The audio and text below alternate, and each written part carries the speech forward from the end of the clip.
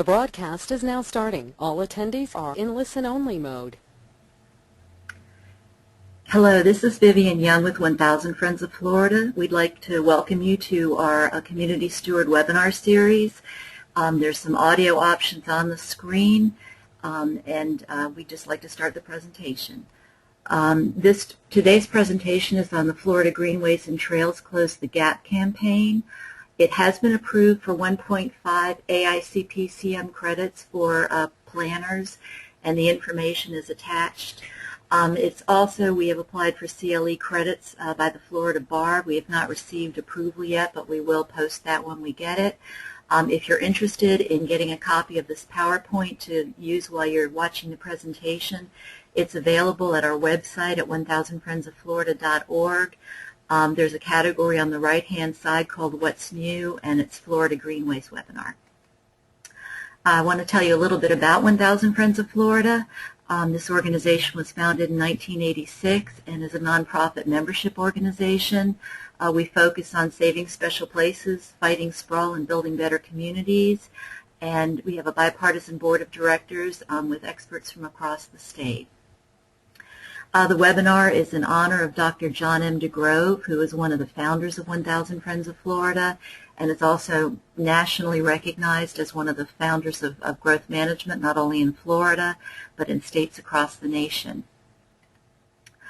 We have a series of webinars coming up.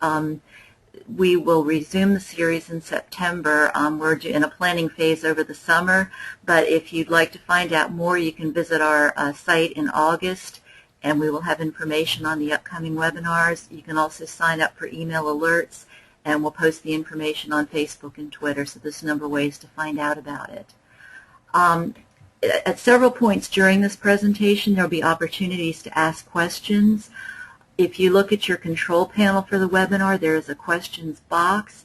You can type a question into this box, and if possible, refer to the slide number or the issue that you're asking the question about. We will monitor these questions, and at various breaks throughout the presentation, we will be asking them as time permits.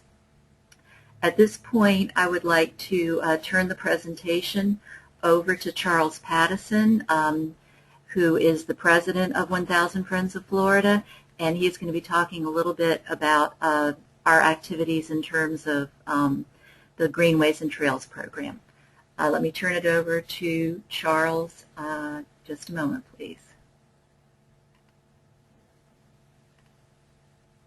Okay. Charles, are you available? Yes, thanks, Vivian. I hope our screen is showing. You see that first slide, 1000 Friends in Florida's Greenways and Trails. Is that up?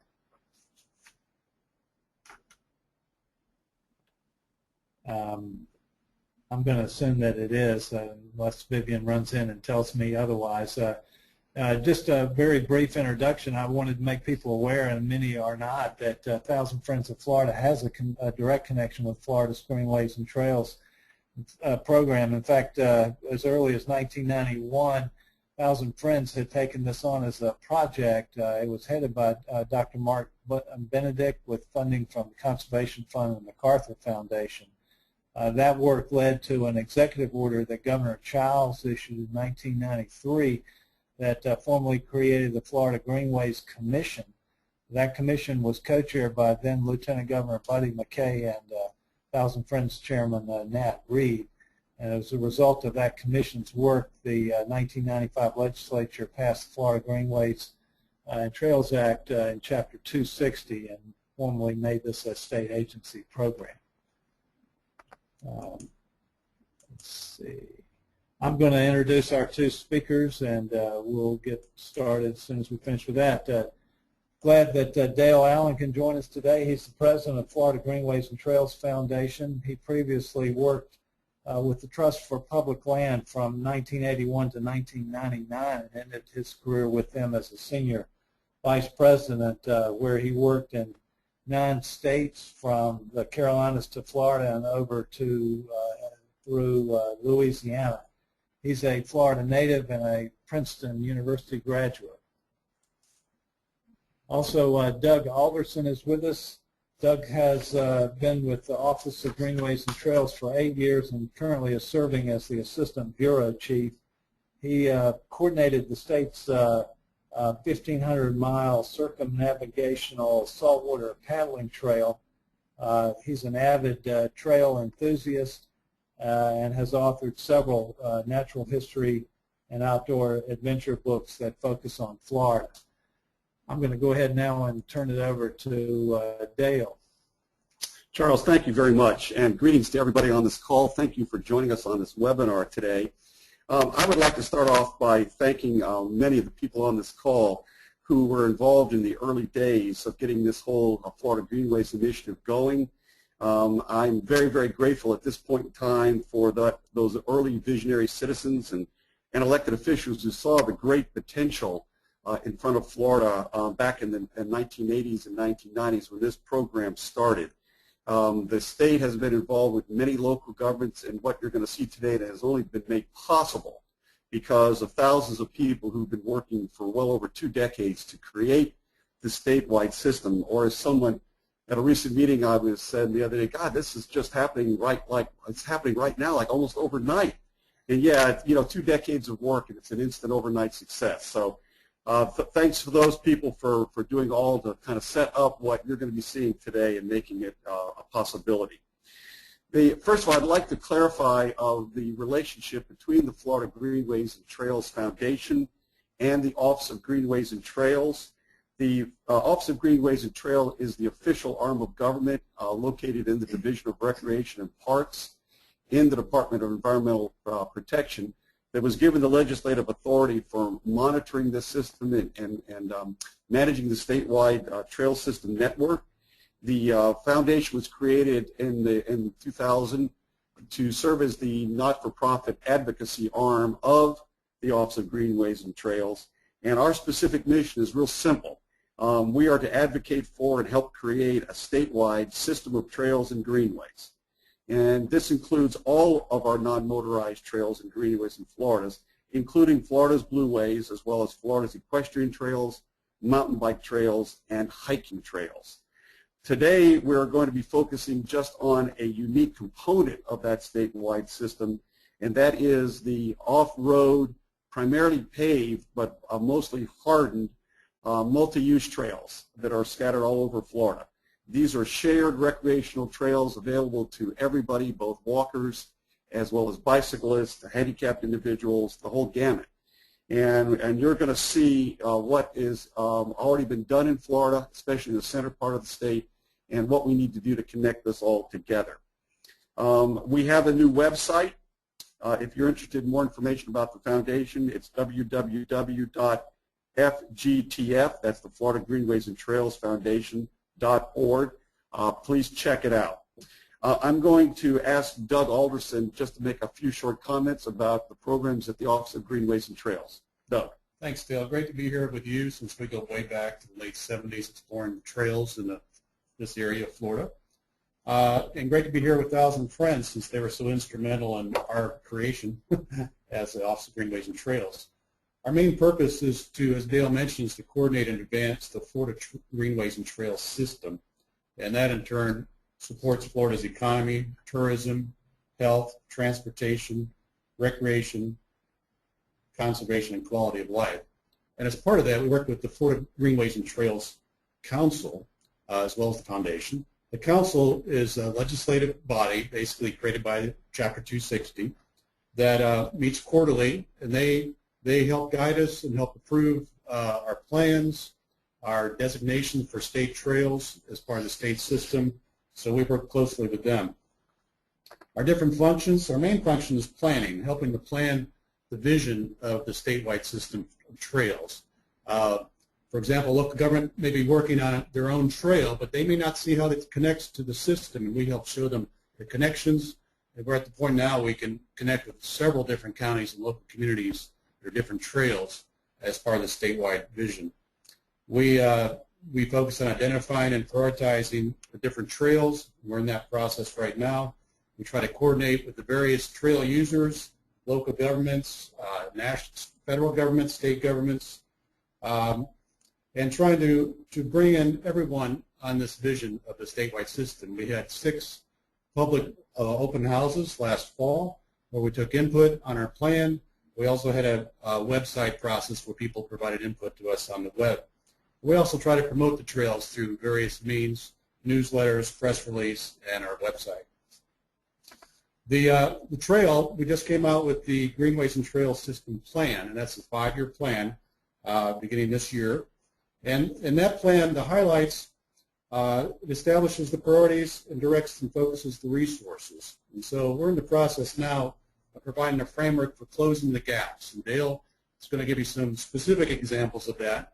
But we're doing this statewide for every region of the state and all the different trails that we've identified as priorities. We're going to be working on ranking these trails district-wide in different districts, so we can basically the ones at the top tier will receive the funding first, hopefully, and attention. And it doesn't mean we ignore the other ones, but we're just trying to do a ranking process to identify the critical gaps and try to close those first. We also align with various other plans of different agencies, the Economic Development Plan, the Tourism Plan of Visit Florida, the State Health Improvement Plan, the Florida Transportation Plan, the SCORE Plan, which is the statewide comprehensive outdoor recreation plan put out by the state park system, the Cooperative Conservation Blueprint Wildlife Action Plan with the Fish and Wildlife Commission, and various local and regional plans as well. So we're trying to coordinate with all these different folks, and we're basically trying to get on the same page to promote this vision. And the different gaps, basically we have identified the priorities of the trails. We're now identifying the gaps. We're trying to prioritize the gaps at this point. And then as we prioritize the gaps, we will identify the estimated cost of those gaps and potential funding sources. So that's basically what we're doing in a nutshell. As Dale mentioned, we're focusing not just on land trails, but pedaling trails as well. And that's kind of a different beast in a sense because we don't have to buy the pedaling trails. So it's the major focus on campsites for people, access points, and basically creating websites and maps that people can find these trails and find how to get to those trails and utilize them. So I'll be here for the entire webinar and provide input and answer any questions. Doug, thank you so very much. All right, with that background, I'm going to begin the PowerPoint presentation on our Central Florida Close the Gaps campaign. In 2012, the Florida Greenways and Trails Foundation established that campaign for 2 specific reasons. One, we wanted to create public awareness of the existing trails, and we wanted to emphasize the importance of connecting these trails into a statewide network.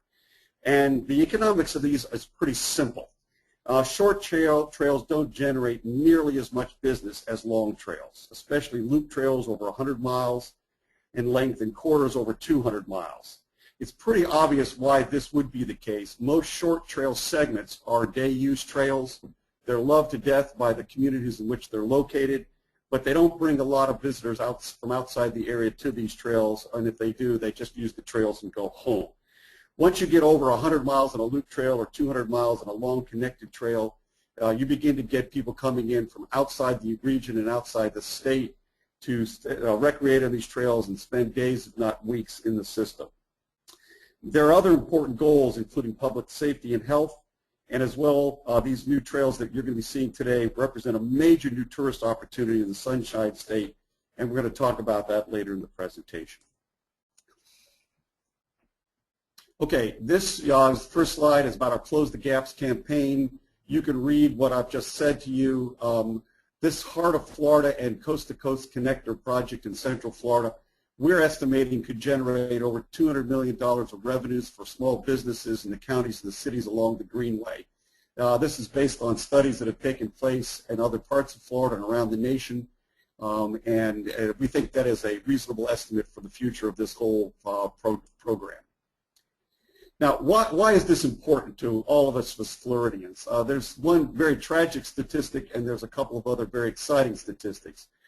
Primarily, the tragic statistic is Florida is known as the #1 most dangerous state in the United States for pedestrians and bicyclists. This comes from a study done by an organization called Dangerous by Design about how we have engineered a transportation system that does not provide for safe passage for bicyclists and pedestrians. These off-road corridors are not the answer to this terrible statistic, but they do provide the first ever alternative that would allow pedestrians and bicyclists a safe corridor throughout Florida. We're also the third most populous state. Our roads are getting more crowded. We're also the world's most popular tourist destination, 87 million visitors in 2011.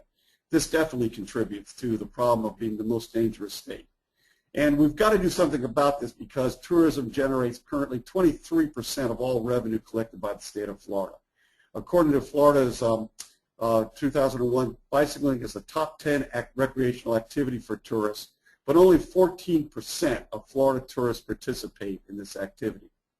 We also know from the studies that bicycling is the third most popular outdoor recreational activity for residents, the third most popular.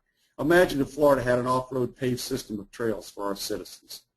And most amazingly, of this 275-mile coast-to-coast connector, 200 miles are already in place. The one-time investment of the $50 million that I think many people are aware of that the legislature approved this year would have completed this entire trail and would have helped communities across Florida realize the economic benefits of the segments that are already been created. We also know that paved trails are a proven community downtown revitalization amenity. Just go visit Winter Garden on the West Orange Trail or Dunedin on the Pinellas Trail, and you'll see the beautiful downtowns they have. So the question I get asked a lot these days is, well, if all that's true, why did Governor Scott veto the $50 million appropriation approved by the Florida legislature this session? Well, it's actually, Frank, a little hard to understand this action. In his veto message, he also actually called the Coast-to-Coast Connector a very worthwhile project. He also stated that he hoped it would be completed incrementally in phases, and that's exactly what the legislature intended in the proviso language that was attached to the appropriation. We think maybe that he was given some bad advice with regard to $56 million of dollars he referenced that he felt was already included in the Department of Transportation work plan. These were already programmed federal monies that are coming in from the Federal Highway Trust Fund, and if they're entirely received by Florida and if they are all invested in the coast-to-coast, that still leaves the $50 million that the appropriation the legislature approved was meant to close. So we have some educational work to do here. At the end of this presentation, if you are persuaded and would like to support this, do feel free to give the governor's office a call. Let's work together in 2004 and change this situation. All right, this is the system plan that Doug Alderson mentioned, the Florida Greenways and Trails 5-year plan for connecting all these corridors.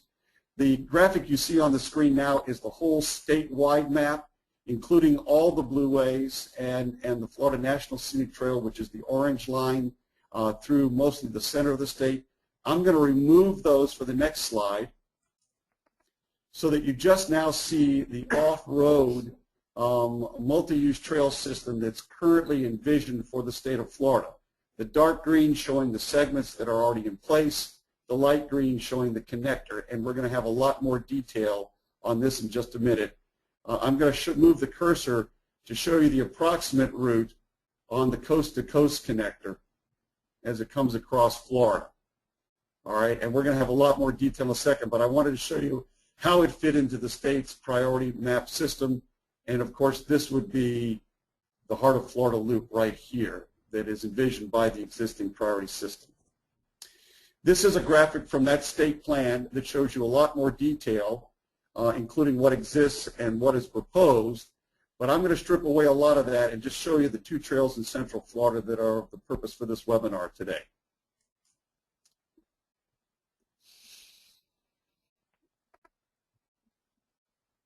These trails were one that would connect trails in Central Florida into a loop and ultimately the coast-to-coast from the East Coast to the West Coast. All right, this graphic shows you the trails that are currently exist in the Central Florida area. Starting from the west side, this is the existing Pinellas Trail. This is the Starkey Trail. This is the Suncoast Trail that goes up through Pasco and Hernando County. This is the Good Neighbor Trail that exists, and these are the little pieces that are going to be built this year. This is the Withlacoochee State Trail. This is the Van Fleet State Trail that goes from Lake County through down to Polk County. This is the trail system in South Lake County, West Orange Trail. This is the piece called the Seminole Wekiva Trail that goes up like this. Then there's a piece called the Cross Seminole Trail, and that feeds into the East Central Regional Rail Trail that's working its way toward Titusville. These are the other segments that are out there, the Spring to Spring Trail, which is up in here, that goes by Blue Springs State Park and De Leon Springs. These are two pieces of trail that are in the Ocklawaha River Valley that are owned by the Water Management Districts. And this, of course, is the hardened but unpaved trail that goes through the Cross Florida Greenway. So you can see the general outline of trails in Central Florida. This is how they will begin to connect together. And that's what we're going to be exploring for the rest of today. That would be the Heart of Florida Loop if it's ever built. And the trails that comprise it.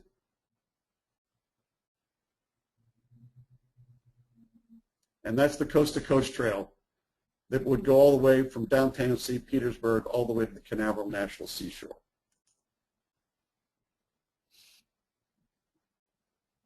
We're going to spend some time in each of the gaps in this presentation so you can see in a little bit more detail how close this whole system is to connecting. So number one, I want to show you the gap between the Pinellas Trail and the Starkey Trail. If your eye goes to the left and look at the green right there, that exists. And the other green over here is the Suncoast Trail. That exists. And this is the Starkey Wilderness Trail, a paved trail all the way to this point right here. The purple shows you one connector, and this is only a 4-mile gap. I know Pasco County and Pinellas County are actually hard at work on this, and the voters in Pasco County last November approved a penny for Pasco, and some of the funds from that measure are going to be used to complete this. So we should be seeing this gap closed probably within the next year or two at the very most. The next gap in the system is what we're calling the Good Neighbor Gap. That'll connect the Suncoast to the Good Neighbor Trail and the Withlacoochee. That gap is right there.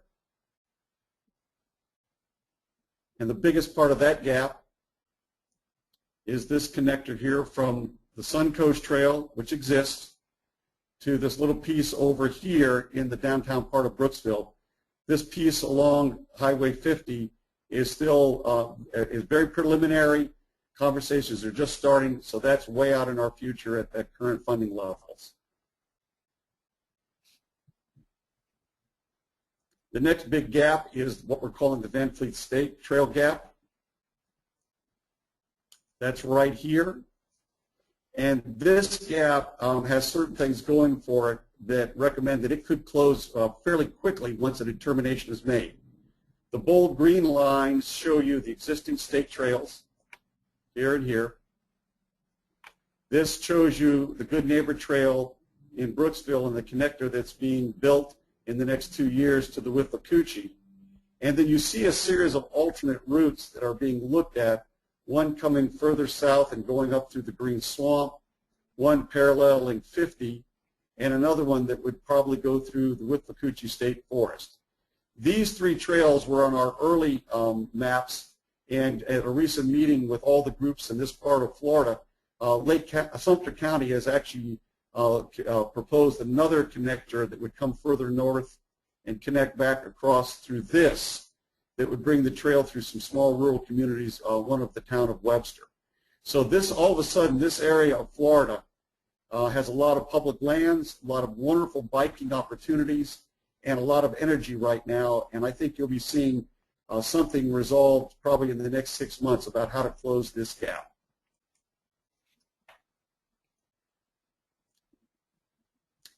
The next major gap is further to the east.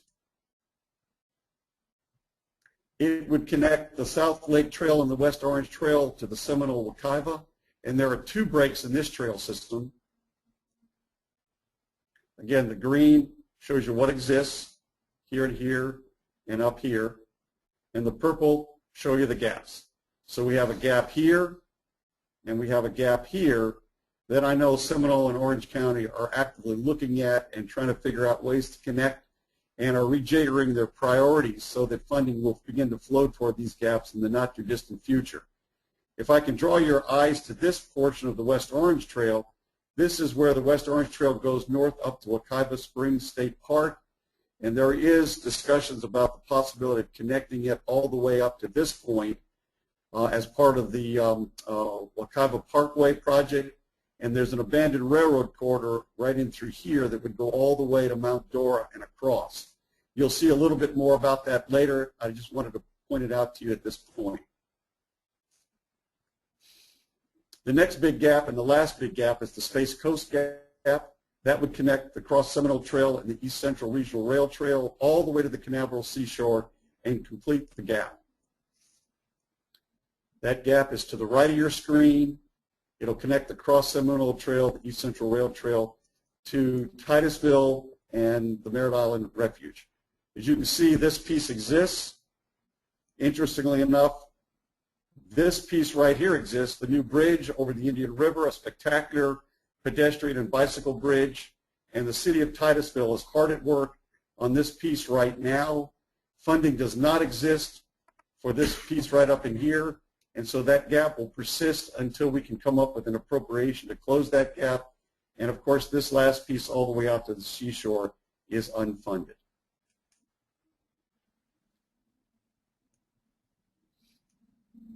So just kind of to review, this would be the coast-to-coast connector trail that would come all the way across Florida.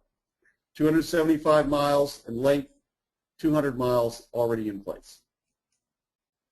Once that trail system is complete, it makes possible another set of trails, including this very exciting one we're calling the Mount Dora Bikeway Gap. And that would be this. This would take advantage of the trails in this part of the state that already exist, creating this Heart of Florida loop, and this new bikeway gap that I'd mentioned to you earlier that would provide yet another alternative to connect between Central Florida and this Heart of Florida loop. This is an enlargement on that Mount Dora gap map. You can see the pieces that exist and the connections between them. This piece exists, this piece exists, and this piece exists. The gaps are here, here, and here. And again, this is part of a railroad corridor that I know local government is actively looking at and would connect back up here to the Seminole Wekiva Trail and then back across. Some of the most beautiful landscapes in Central Florida could be along this corridor, and so it's something that I wanted to share with you today as just another possibility that becomes possible once the coast-to-coast connector is constructed. About the foundation, you've already heard a few comments. We are the Florida's chief advocacy organization for non-motorized trails, and we strongly support the expansion of these trails for all the reasons that you're well aware of. Also would like to thank our partners in this whole effort. We have been getting a tremendous amount of support from this initiative from the Friends of Florida State Parks, one of our strategic partners, Rails to Trails Conservancy, both at the national and the Florida chapter. The East Coast Greenway Alliance is supporting our work, as is the Florida Bicycle Association, Bike Walk Central Florida, Florida Outdoor Recreation Coalition, and of course the 1,000 Friends of Florida. To make all this possible, we would like to also thank some of the foundations that have supported this work. The Elizabeth Ordway Dunn Foundation for some lead grants to help us do some of the early mapping work. The Felburn Foundation, who's been there with us since the very beginning of this effort. The Blue Foundation, the Mount Dora Community Foundation, and the very generous contributions from my board of directors. We've had 100% giving this last year from the foundation board, and I'm very grateful for that. We have also been getting a lot of corporate support from the Genesis Group, who've given us hundreds of hours of pro bono work to develop these maps, Travel Country Outfitter, and hundreds of gifts from small contributors throughout the system. I'm going to pause at this point and take questions. This is Vivian with 1,000 Friends of Florida. Dale has another segment to his presentation, but we thought he would break at this point for any questions on this first part. There is a questions box on your control panel, and you can type questions in, and I'll be asking them of him. We have several questions to start off with. The first question is, what criteria do you use to prioritize filling the gaps? The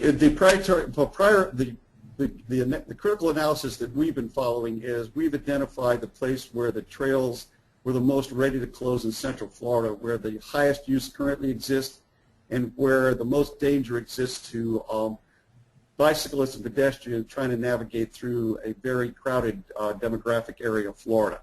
Central Florida was that area, and everything that we just showed you was illustrative only. These were not meant to be design or engineering maps. They were meant to just educate the general public about what exists and what could be done if we connected them. The hard work of trying to prioritize these gaps and rank them is going to belong to the Office of Greenways and Trails, Samantha Brown and Doug Alderson and their whole talented team. That will be happening this year, so if you're in any of these gaps, I would strongly encourage you to pay a lot of attention to their process. Vivian? Yes, we have opportunity for other questions if anybody else wants to write them in. In the meantime, Dale, somebody wants to know if the trails allow segways or because of federal highway funding, our motorized use is not permitted.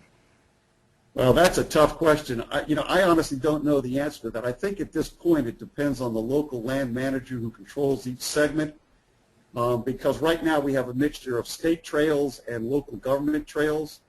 I assume that they would be permitted any place they're not prohibited, but I'm not sure if that's the correct answer or not. Okay, and as a follow-up to that, what has been the experience with enforcing the no segway rule on any currently federally funded trails? I have no idea. Cannot answer that question. Okay. The next question relates to one of the maps. It says that the Cross Seminole Trail through Winter Springs and Oviedo is not showing, unless there a reason for that. Again, my maps are illustrative. They are on the state's map for sure, and we only showed one possible connection there. There are a lot of possible connections, and if we showed them all, my concern was we'd be creating a very confusing maps. So that was not, it was left off only to simplify for presentation purposes. Let me add something too. If there's a question we can't answer, please leave your email contact information. We'll get with the folks that know the answers, and we can get back with you on this. That's a great I also point. want to mention, as far as the priority maps, we have a subcommittee now with our Greenways and Trails Council that is helping us identify the priorities, and basically they'll help us rank them or do the tiers for that. So they're working on that with our staff. Vivian, I should also point out that the information that's on the state maps is 100% provided by local governments. So if there's an error on the maps, then it's probably because there may be an error on local maps or a breakdown in the transmission of that information, because everything that's shown locally should be on the state's maps. Okay. We have another question. Given the lack of state funds due to the veto, what is the primary funding source for these trails? The good question. Most of the corridors have been acquired with state funds through the Florida Forever program. About 1.5% of all the funds that came in through Florida Forever were channeled to the Office of Greenways and Trails to acquire these corridors. Other corridors have been acquired by local governments using local monies. So almost all the acquisitions have been done with local government or state funds. Almost all the structures on these corridors, bridges and pavements, have come to the state from Federal Highway Trust Fund monies. That's not entirely correct, but the vast majority of all those monies have been Federal Highway Trust Fund monies, originally coming to Florida through the enhancement program, and I believe that will continue into the future. I would also like, if I could, just point out something to the audience on the call today. The very existence of this opportunity we have right now to create this off-road multi-use trail system is really a legacy of our history of the state of Florida. Back at the beginning of the 20th century, Florida was incredibly well connected by railroads. In 1910, you could travel from almost any city in Florida, any other city in Florida, by railroad. You could get from Pensacola or Jacksonville to Key West in a railroad car. Beginning in the 30s and 40s and accelerating into the 50s and 60s, those railroads began to undergo immense consolidation and abandonment, and so there are literally still miles of abandoned railroad corridor all over Florida that are available and are being converted into these. So the very existence of a lot of what you've seen today owes itself to that historical railroad system throughout Florida that has been abandoned and now available for another form of transportation. So think about that as you're out there riding. Most of these were old railroad corridors. Okay, we have a number of questions. How high in the priorities is the Heart of Florida loop? I don't think that has been prioritized yet. What we have, it's one of many state segmented priorities right now, including the coast to coast, the East Coast Greenway, the St. Johns River Sea Loop, and a number of others. The big problem right now is funding to complete all these corridors. There is inadequate funding to even finish the coast-to-coast connector, which is the most ready-to-connect trail in the state of Florida. So until we solve the funding issue, none of these trails are going to connect together and realize their full economic potential. Okay. Once the coast-to-coast is completed, will the state take over the trail from local jurisdictions? I doubt that. I suspect that local governments will always want to manage their sections. Although this hasn't been decided for sure, my sense of it is now that the Office of Greenways and Trails no longer actively manages these trail corridors, the state parks manage these corridors, I think probably you'll see a marketing effort begin to emerge from the Office of Greenways and Trails, where each segment will be managed by local governments and the whole system will be marketed by the state. But again, that's just my perspective. That doesn't represent official policy, and that decision has not been made. There was another question related to that about who maintains it, but it says, and what sources of funding for maintenance would be available? Oh boy, that's a huge and challenging question.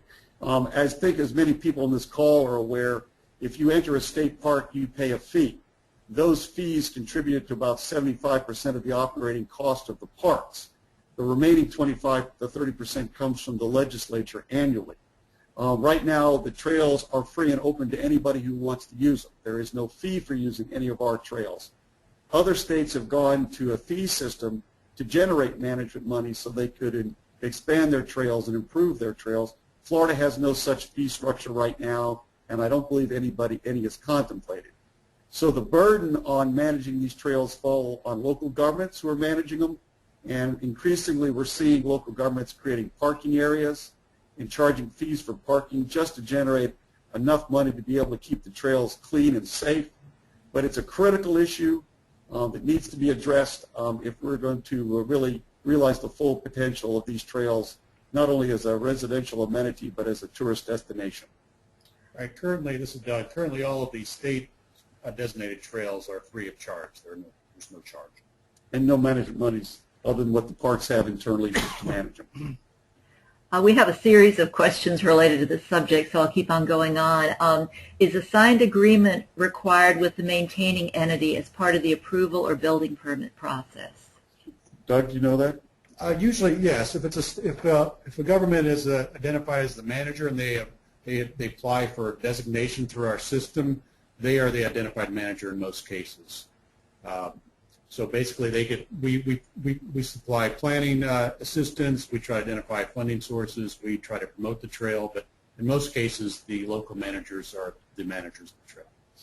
And I should point out that a number of the trails have volunteer organizations like Friends of the Trail that do a tremendous amount of work on it. The Rails to Trails of the Withlacoochee volunteer group, very active in managing and helping the state manage and keep that trail up. Okay. How do you go about garnering local support for the construction and maintenance of regional trails? Well, I think the first step on that one is to make your local governments aware of what exists. Most local governments, because these trails are in segments still and don't connect into a statewide network, they're often unaware that there may even be a piece in their area. If they are interested in expanding, connecting that, then they need to be in touch with the Office of Greenways and Trails and look at the opportunities to do that. From an economic point of view, I think that there's probably no state in the nation right now that doesn't have at least one of these long corridors. And every state that I've traveled into in the last 4 years is actively building and expanding these corridors. Wisconsin estimates that their 6-month trail system, because 6 months the trails closed to bicyclists and hikers and open to snowmobilers, but in the 6 months that their trails are open to bicyclists and walkers, they're estimating right now that their long-distance trails are generating over $1 billion of economic activity for the state of Wisconsin. So there's a tremendous economic future out there at the local government level once these trails connect, and an expanding worldwide tourist demand for this kinds of outdoor physical activity in a safe environment. So if your local government is not aware of it, you should make them aware of it and do some research. There's probably 10,000 studies that have been done and available on the web right now about the economic potential of these off-road paved trails. Yes, on our website, greenwaysandtrails.com, FloridaGreenwaysandtrails.com, we have a resources section, and you'll see a study for the West Orange Trail in Central Florida, and you'll see some of those incredible benefits that Dale talked about. And the second part of his presentation, he will go into some of the economic benefits. And I think more and more local governments are realizing these benefits for their economies as well as the health of their citizens. Vivian, maybe we should move into the second part. Okay, we do have a number of questions left, so why don't we move into the second part, and we will try to answer as many of these at the end as possible. Very good. Is it back to me? Yes, it's back to you. Okay, the second part of this presentation is to try to answer some of the questions that have been asked about the actual project itself. We were challenged to begin to document some of the economic benefits of this. This study was done in March 11th of this year by Greenways, a national planning firm, and I'd like to share these with you. This is the topics we're going to cover briefly in this presentation. Be aware that these are only estimated benefits. Since no long-distance trail corridor currently exists in Florida, it's impossible to be precise about the economic benefits, but if you look at the trails where they are complete, like in Pinellas County and the West Orange, the benefits are substantial. First of all, just a quick review here. As we've already discussed, this coast-to-coast connector is a 275-mile connector that would link across Florida. This is another graphic showing the trail as it looks from the air with the segments complete, and a little bit more information in summary form about how big each gap is and what we estimated the cost to close those gaps. The numbers on the screen in red add up to about $45 million. But again, those are rough estimates. So we definitely think the legislative appropriation at $50 million would have completed this project and would have completed it in the shortest possible time frame of about 5 years. These are some images about the trail as it passes through Florida. This is the Starkey Trail that we mentioned. This is the Suncoast Trail in Hernando County along the Suncoast Parkway. This is the bridge over the turnpike on the West Orange Trail. This is what portion of the Seminole, Wekiva, and Seminole County looks like. And again, this trail would go from Clearwater, downtown St. Petersburg, and the beaches on the Gulf Coast to the Canaveral seashore. We've already mentioned that tourism is a big business in Florida, $67 billion in economic impact in the state of Florida, roughly 10% of our total GNP, and Florida has the distinction of being the world's top tourist destination. One of the missing pieces in our tourist future is these paved off-road trails, which are so popular all around the world. More than 1 million people are employed by tourism, 23% of all revenue generated. And we know that 88% of all visitors come for leisure services in Florida. 73% of our 87 million have told the state that they want nature-based activities, and 65% say that outdoor recreation is very important to them. A cross-state trail will create jobs all along its route. It will boost the economies, especially in the rural areas, but bring in, lots of increased activity in the urban areas as well. These are some of the other cross-state trails that exist around the nation. You may be familiar with them. If you're not, go research them. This is just a handful. There are many others. This is our competition. With regard to bicycling, we know that it contributes $133 billion a year to the U.S. economy. It's a substantial player in all this. Nationwide, 1.1 million jobs and $17.7 billion in federal, state, and local taxes from the bicycling alone. Bicycle tourists spend $47 billion on meals, transportation, and lodging. Let's get them to spend it in Florida. A reasonable tour ride on a coast-to-coast connector, I get asked a lot. 25 to 50 miles a day. It's 5 to 7 days to complete the whole ride. Average expenditure, if you don't stay in hotels, $20 per visit.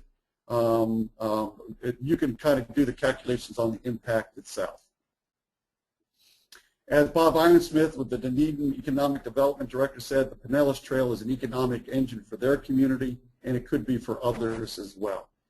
There are other benefits. Reduced cost of public services by getting people out onto these trails, health and wellness. We know that real estate values are improved along these corridors if they're kept safe and clean.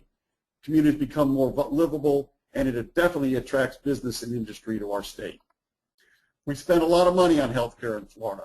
These trails provide a safe way for people to get outdoors and enjoy our year-round climate. And these trails are a vital part of our connected linkages between our environmental preserves and our communities. So the fact that Florida is working very hard to create an ecological greenway network, these trails can provide an important connection within those trail systems.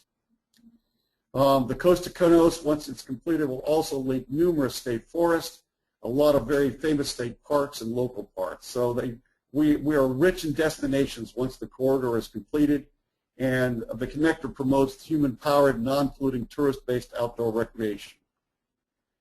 We are estimating that at a minimum $120 million a year in annual return to the state of Florida for a one-time investment of $42 million and a strengthened economy all the way across Central Florida.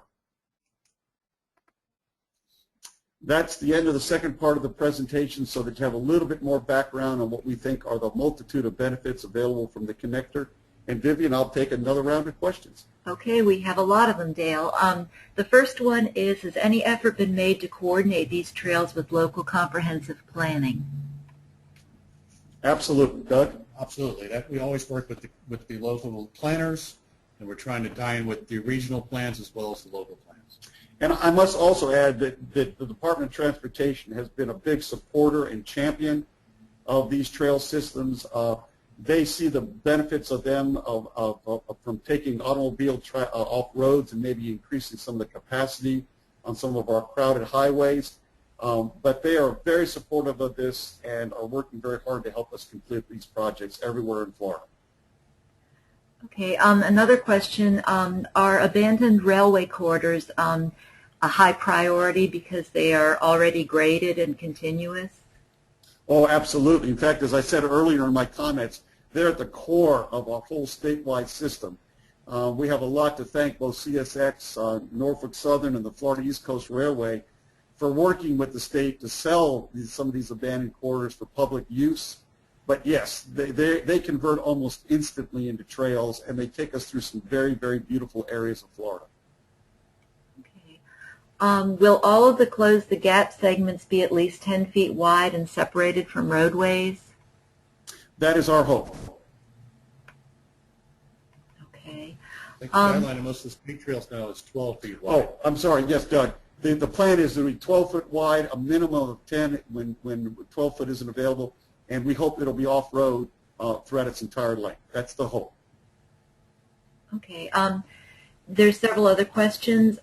Is there a movement for local government or FDOT to take over management of some of the state trails that are currently managed by the state park system? Not at this point. A question related to funding and how exposed to potential commercial advertisement for fundraising are the trails? Well, as a lot of people know, there was a bill passed a couple years ago called the sponsorship bill.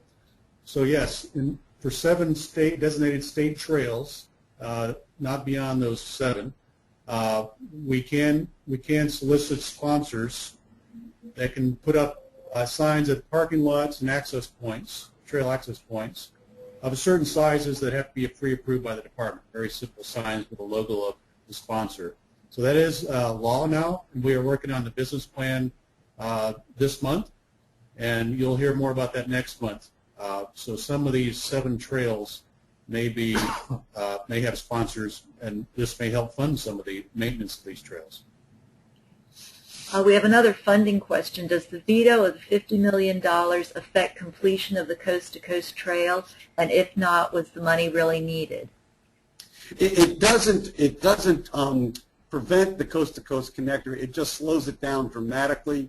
The $50 million was our estimate of what was needed in addition to all the existing Department of Transportation program fundings that local governments already have commitments on.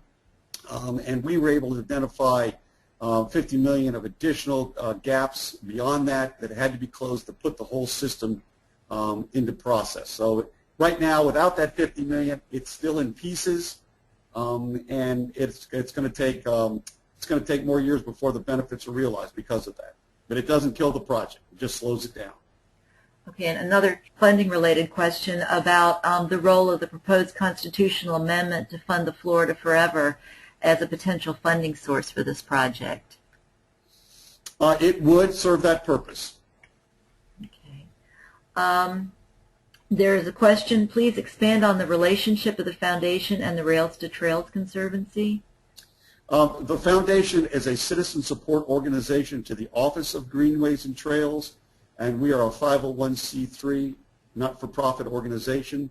The Rails to Trails Conservancy is a national not-for-profit organization with a chapter in Florida. They advocate for the conversion of rail corridors into trails nationwide and are responsible for most of the existing federal legislation that has allowed Florida to acquire many of these corridors.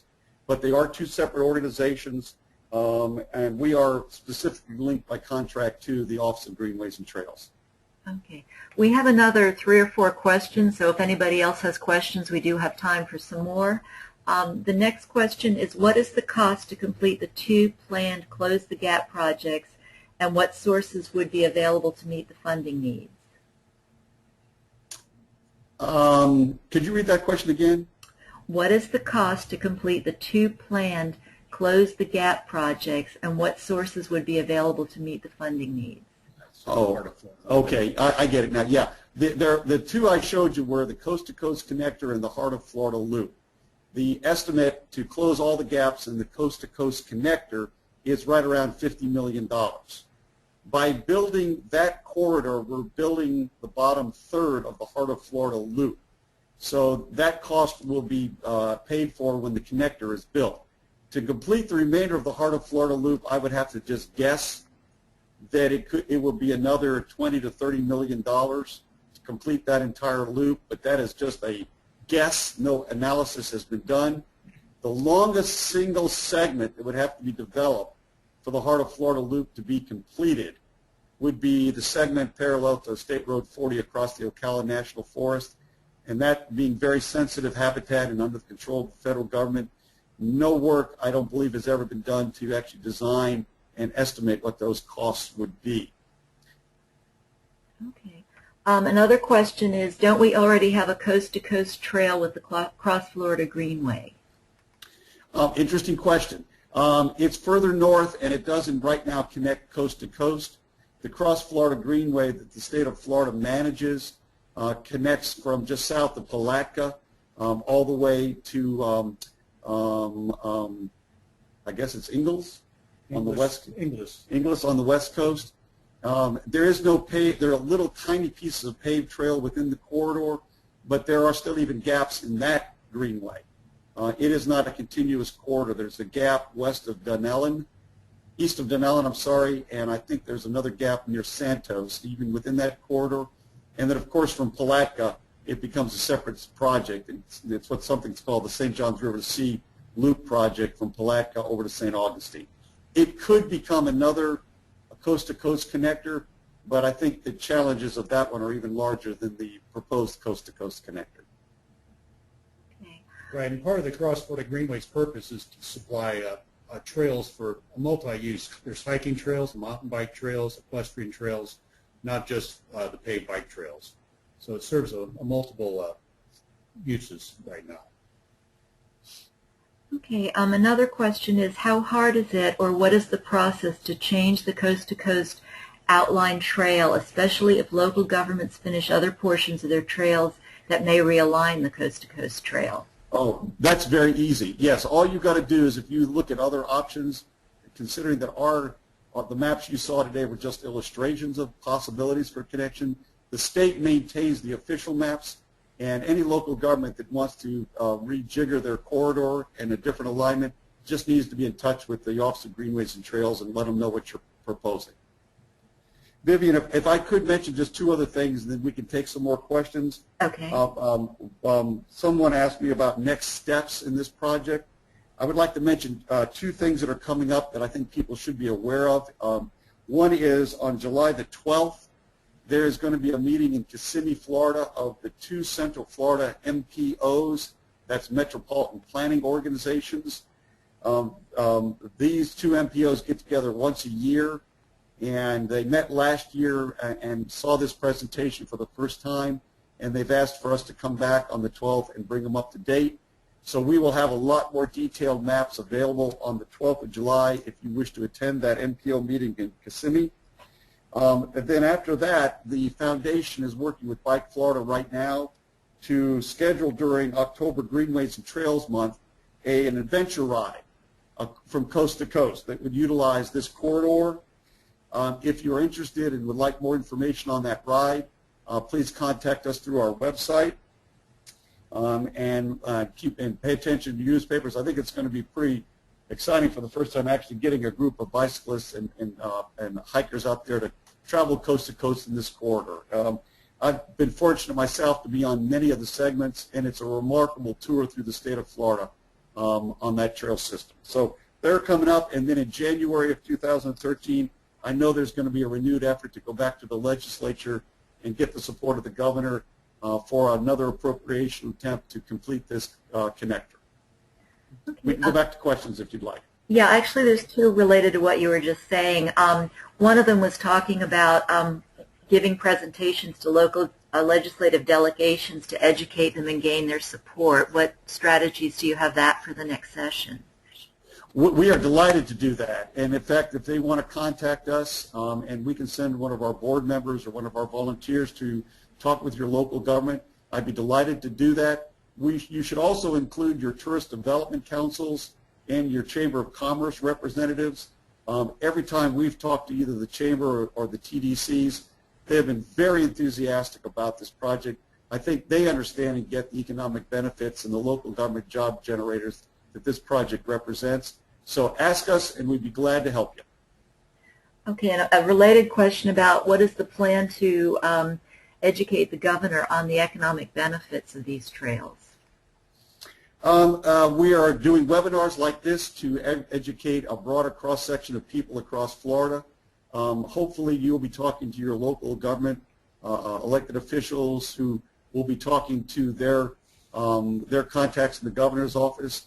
I think the governor is already hearing a great deal from people around Florida and maybe reconsidering the wisdom of that veto message.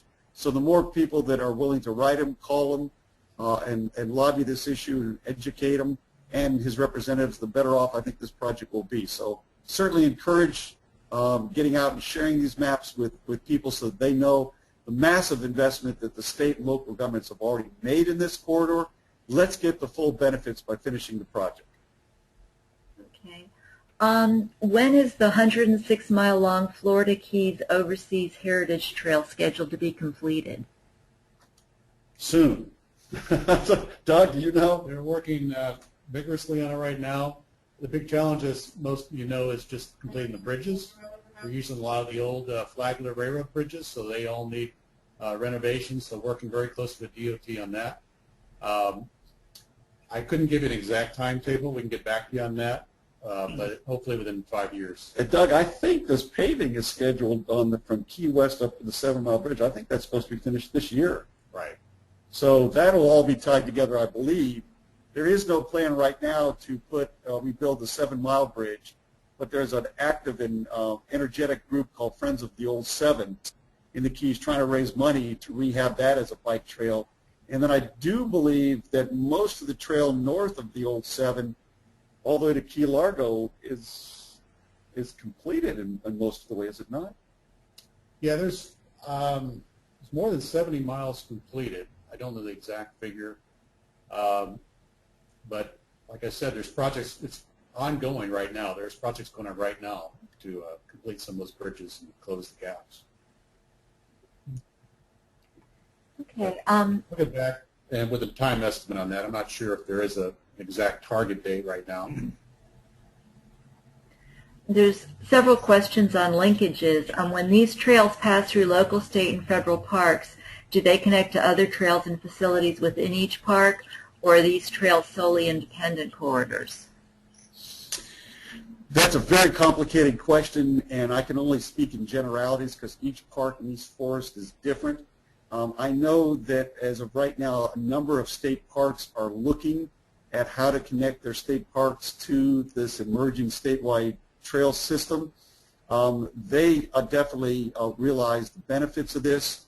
Most parks could take additional visitors.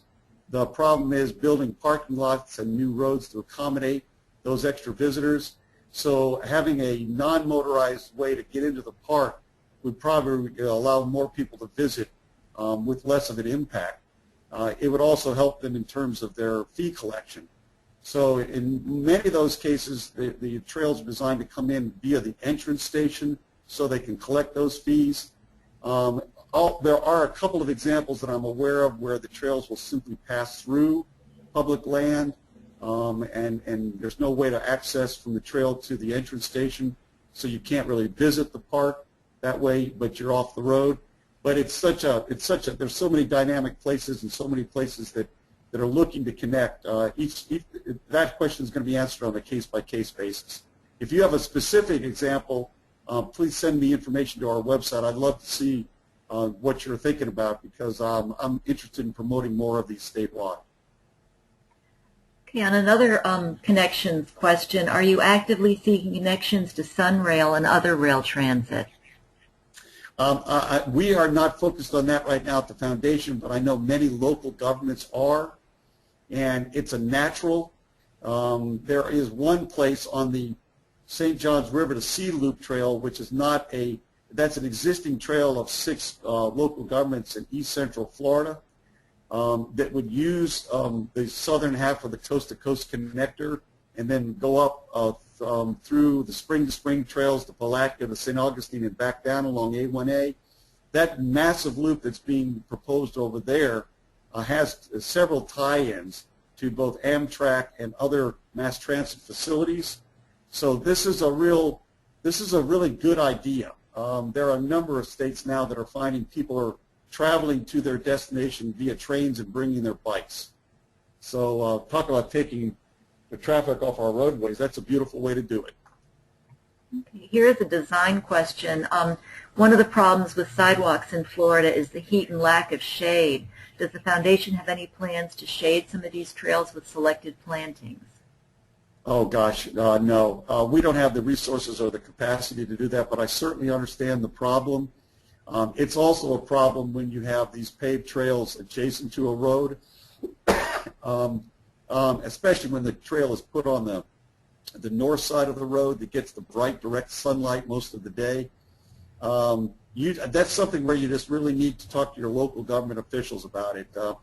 I would say that the heat is probably the biggest limiting factor on a lot of the trails right now. When they're in the shade, even in the heat of the summer, these trails are very pleasant places to ride. In the bright sun, they can be wicked. Yeah, the beauty of some of the rail trails such as the St. Mark's Trail up in North Florida, is that it's largely canopy, so you can ride in a shaded corridor for most of the way. While when it's along a highway like some of the Central Florida trails, yes, it's much hotter. So you kind of have to just talk to different folks and look on the websites and just get a feel for which trails might be a little bit cooler in the summertime that might have more of a canopy. Okay. I think this relates to the $50 million funding. How much is the massive investment that has already been made on the coast-to-coast trails? I think you're talking about the 200 miles that have been completed.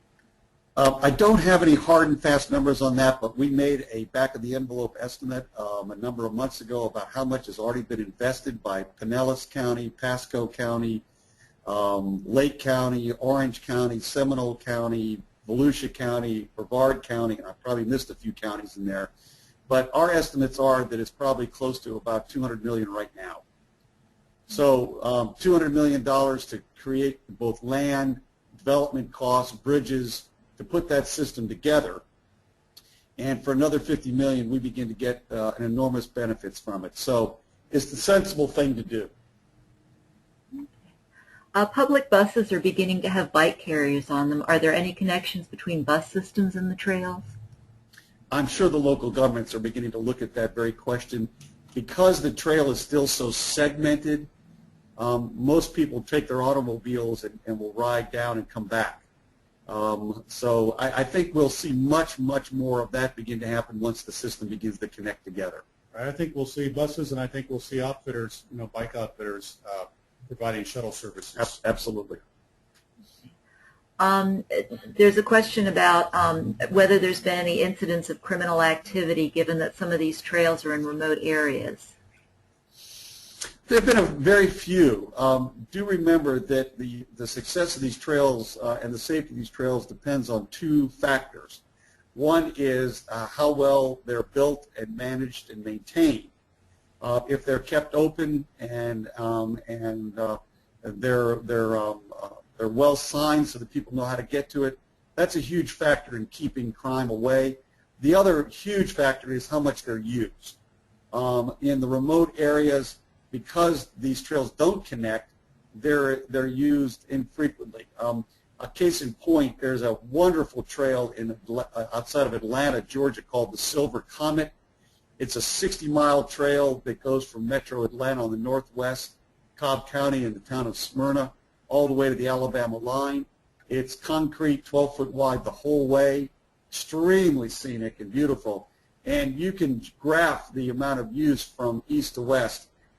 In the metropolitan suburbs, I think there are now well over 1.5 million users a year on the eastern end and down to a few 100,000 on the western end. So Alabama is looking to connect to that trail to bring them into another metropolitan area on the west. So that as these trails connect together, these very rural end pieces become mid-ground on connected trails, and I think that's going to go a long way to making sure the trails are kept open and safe. Okay, we only have 2 more questions, so if anybody thinks of a last question, please send it in now. One question is, do the trails vary in construction materials, or are they all asphalt, and is ADA compliance a requirement? For the most part, the trails are asphalt. There are some examples of 12-foot trails, but they go from 10-foot to 12-foot to even some segments at 15 feet where they're heavily used. There are some pieces that I'm aware of that are in concrete, which is even more durable than the asphalt. But there's also segments, especially up on the Cross Florida Greenway, where there's very limited pavement and it's mostly a hard, compact limestone.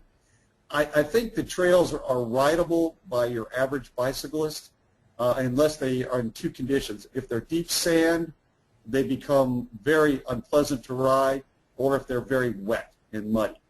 Otherwise, any kind of firm underpinning makes most bicyclists able to ride these trails.